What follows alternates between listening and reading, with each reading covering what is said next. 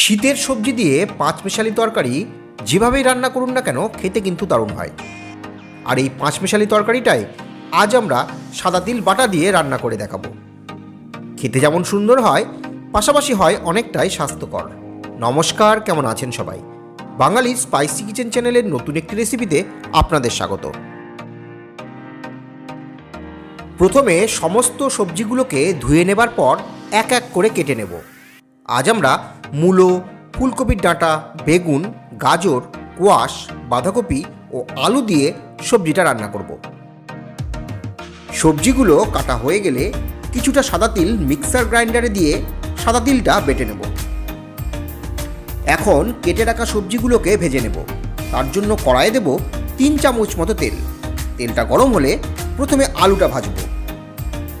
আলুটা কিছুটা ভাজা হলে এর মধ্যে গাজরটা দিয়ে একসাথে ভেজে নেব।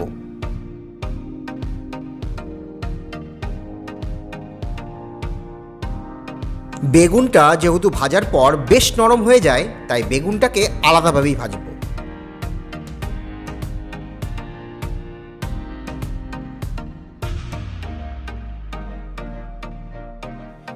এবার বাকি সব সবজিগুলো একসাথে ভাজব। সবজিগুলো ভেজে তুলে নেবার ঠিক আগে বাঁধাকপি দিয়ে কিছুক্ষণ নাড়াচাড়া করে তুলে নেব।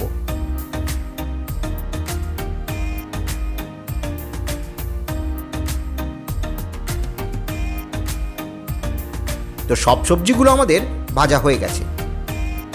এবার কড়াইয়ে দেব 2 চামচ মতো তেল। তেলটা গরম হলে সামান্য কালো জিরে ও কাঁচা লঙ্কা ফোড়ন দেব।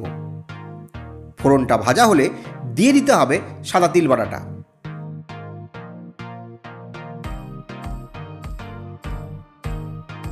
এই সময় দেব রঙের জন্য হাফ চামচ মতো হলুদ গুঁড়ো আর ঝালের জন্য হাফ চামচ মতো লাল লঙ্কা গুঁড়ো, আর এর সাথেই দেব স্বাদ মতো লবণ।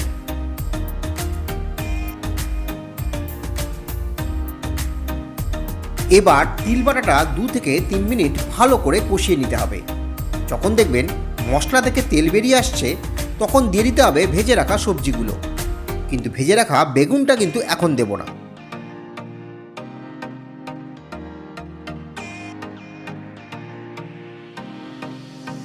সবজিগুলোকে মশলার সাথে কিছুক্ষণ নাড়াচাড়া করার পর দিয়ে দিতে হবে প্রয়োজন মতো জল। যেহেতু আমরা সব সবজিগুলোই ভেজে নিয়েছি, তাই বেশি জল দেবার একদমই দরকার নেই।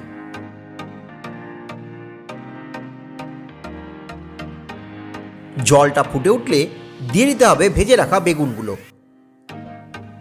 বেগুনটা দেওয়ার পর কড়াইয়ের ঢাকনাটা 2 থেকে 3 মিনিটের জন্য বন্ধ করে দেব। তাতে সব সবজিগুলো একদমই ঠিকঠাকভাবে সেদ্ধ হয়ে যাবে। 3 মিনিট পর কড়াইয়ের ঢাকনা খুলে দিয়ে দেব 1 চামচ মতো চিনি। যেহেতু এই পাঁচমেশালি তরকারিটা একটু মিষ্টি মিষ্টি ভালো লাগে, তাই আমরা চিনিটা দিয়েছি। আপনাদের যদি চিনি পছন্দ না হয় তাহলে নাও দিতে পারেন। এবার একদম শেষে কেটে রাখা ধনেপাতা আর 2 চামচ মতো কাঁচা সর্ষের তেল দিয়ে কিছুক্ষণ নেড়ে চেড়ে নিলেই রেডি হয়ে যাবে এই পাঁচমেশালি তরকারিটা।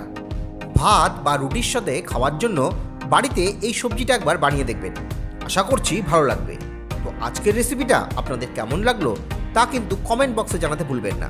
আর ভালো লাগলে একটা লাইক ও শেয়ার অবশ্যই করবেন। তবে আজ এতটুকুই। দেখা হচ্ছে নেক্সট কোনো রেসিপিতে।